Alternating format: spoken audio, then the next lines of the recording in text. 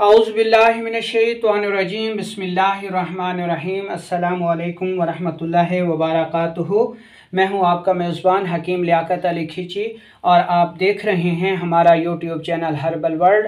और आज का हमारा मौजू है जी कि खून आने के असबाब क्या हैं और इसका इलाज हम किन असूलों पर कर सकते हैं। सबसे पहले तो हम खून की तारीफ़ कर लेते हैं, उसके बाद फिर उन असबाब का जायज़ा लेंगे जिनकी वजह से खून ज़ाय होता है और फिर घर पर भी इसका आपको इलाज बताएंगे और मुस्तकिल इलाज के लिए रहनुमाई भी करेंगे। अपने टॉपिक की तरफ बढ़ने से पहले आपसे गुजारिश है कि अगर आपने हमारा ये चैनल सब्सक्राइब नहीं किया तो जल्दी से इसे सब्सक्राइब कर दें और साथ लगे घंटी के बटन को भी दबा दें ताकि तिब सेहत के मौजू पर हर नई आने वाली वीडियो आपको सबसे पहले मिलती रहे। दोस्तों, खून हमारे जिस्म का बहुत ही अहम हिस्सा है। खून हमारे तमाम जिस्म के आज़ा और उनके खुलियात की खुराक है। ये जहाँ उनको उनकी खुराक मुहैया करता है वहाँ उनके फासिद मादों को भी जिस्म से खारिज करता है। अगर खुदा न खास्ता जिस्म के किसी हिस्से से खून आना शुरू हो जाए, खून बहना शुरू हो जाए तो जिस्म में खून की कमी हो सकती है और अगर इसमें शिद्दत आ जाए और ख़तरनाक हद तक खून ज़ाय होने लगे तो ज़िंदगी ख़त्म भी हो सकती है, मौत भी वाक़ई हो सकती है।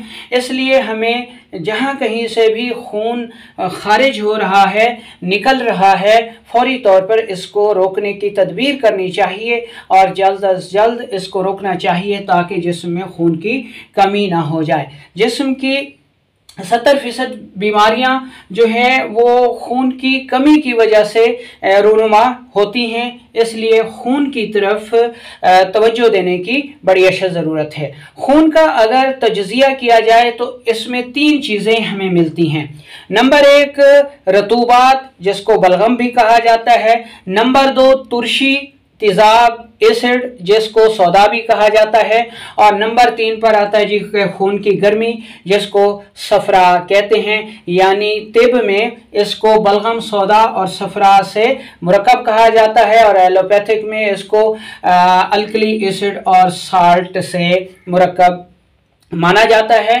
तो इसमें जब इनमें से किसी जुज़ की भी कमी बेशी हो जाए तो खून का जो कवाम है इस पर लाजमी तौर पर असर पड़ता है। अब हम ये देखते हैं कि खून जिस्म से आता किन सूरतों में है।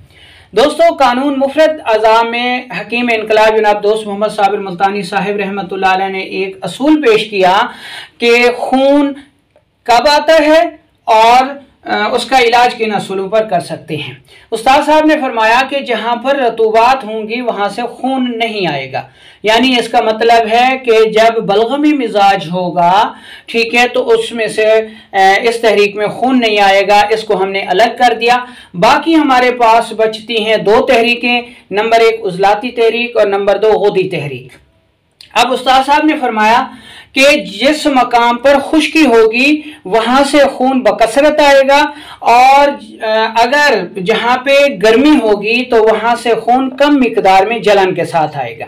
अब हम उज़लाती तहरीक को देख लेते हैं। उज़लाती तहरीक को हम 2 हिस्सों में तकसीम कर देते हैं, यानी एक तो मुकम्मल तौर पर उज़लाती में खुश्की होगी, या तो खुश्की का ताल्लुक सर्दी के साथ होगा, इसको हम उज़लाती आसाबी कहेंगे, या फिर खुश्की का ताल्लुक गर्मी के साथ होगा, इसको हम उज़लाती गुदी कहेंगे।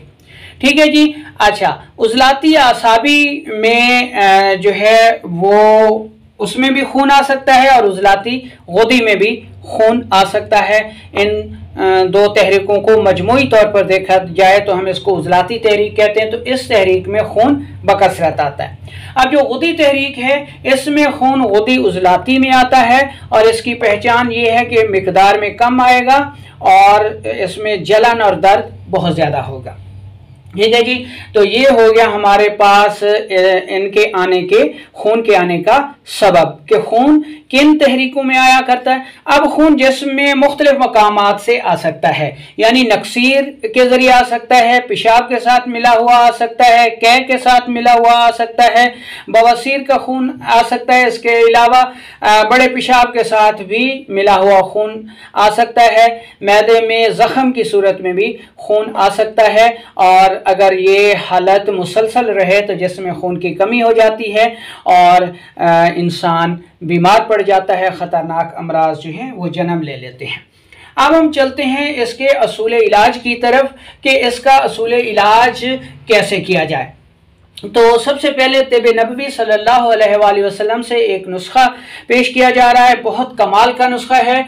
ठीक है, आंखें बंद करके इसको इस्तेमाल करें, पहली खुराक ही फ़ायदा देगी, खून रुक जाएगा। लेकिन इसके बाद इसकी तशखीस के लिए कि खून क्यों आ रहा है, आपको मुआलिज के पास जाना बहुत ज़रूरी है। अगर आप ये इस्तेमाल करेंगे, खून रुक जाएगा और आप मुतमैन हो गए जी कि इलाज हो गया, तो आप गलती पर हैं। खून रुक जाएगा, आपको मुआलिज के पास जाकर इसकी तशखीस लाजमी करानी है जी कि मुझे अगर खून आ रहा है तो किस वजह से आ रहा है, और फिर आपने उसका मुस्तकिल इलाज करवाना है। तो चलते हैं जी कि वो नुस्खा कौन सा है। ठीक है जी। अच्छा, इसमें हमें दो चीज़ों की ज़रूरत है। नंबर एक, शहद, छोटा हो या बड़ा हो, खालिस होना चाहिए, ये 1 चम्मच होना चाहिए। ठीक है। इसके बाद दूध, ये 1 कप होना चाहिए। ठीक है जी। 1 कप दूध में शहद मिलाकर इसको आप खाली पेट सुबह दोपहर शाम इस्तेमाल करें। इंशाल्लाह पहली खुराक से ही खून आना रुक जाएगा। उसके बाद इसको कुछ दिनों तक इस्तेमाल करें और फिर अपने मुआलिज के पास जाएं, मुकम्मल तशखीस कराकर मुकम्मल इलाज करें। अब हम एक और नुस्खा कानून मुफरद अज़ा से दे रहे हैं, जो कि उस्ताद मोहतरम हकीम इनकलाब दोस्त मोहम्मद साबिर मुल्तानी साहिब रहमतुल्लाह अलैह की महारत का मुंह बोलता सबूत है कि खून जो है वो चाहे उजलाती तहरीक से आ रहा हो या हुदी तहरीक से आ रहा हो, मतलब खून आ रहा हो, खून का अखराज हो रहा हो, तो आप ये नुस्खा दे सकते हैं। लेकिन इसके बाद भी अपने मुआलिज के पास जाकर इसकी मुकम्मल तशखीस जो है वो आपने लाजमी करानी है। तो अब ये नुस्खा भी नोट कर लें कि ये नुस्खा किन अज्जा पर मुश्तमिल है। इसमें पहला जुज़ है कशनीज़। कशनीज़ को आम ज़बान में धनिया कहा जाता है। ये आपने खुश्क लेनी है और खुश्क कशनीज़ जो है वो आपने 40 ग्राम लेनी है। जो दूसरी चीज़ लेनी है वो आपने ज़ीरा सफ़ेद लेना है। ज़ीरा सफ़ेद आपने कितना लेना है जी? ज़ीरा सफ़ेद आपने 20 ग्राम लेना है। अब इसमें तीसरी चीज़ कौन सी है? तीसरी चीज़ आपने लेनी है खिशखाश। अब खिशखाश आपने कितना लेना है जी? खिशखाश आपने लेना है जी 20 ग्राम। ठीक है। अब इस पे चौथी चीज़ देख लें जी कि चौथी चीज़ कौन सी है। चौथी चीज़ है जी तुख्म कद्दू, और तुख्म कद्दू आपने लेना है 40 ग्राम। ठीक है। ये आपके पास कुल आ जाएंगी 4 चीज़ें, यानी कशनीज़ 40 ग्राम, ज़ीरा सफ़ेद 20 ग्राम, खिशखाश 20 ग्राम, तुख्म कद्दू 40 ग्राम। सारी चीज़ों को साफ़ सुथरा करके इंतहाई बारीक पाउडर कर लेना है, और पाउडर करने के बाद इसको किसी डब्बे में महफूज कर लें। अब आपने इसको 2 चम्मच, ठीक है, चाय वाले, यानी 6 ग्राम से 10 ग्राम तक जो है वो आपने इसको सुबह शाम दूध के साथ इस्तेमाल करना है। तो इंशाअल्लाह खून जिस्म के किसी भी हिस्से से आ रहा हो रुक जाता है।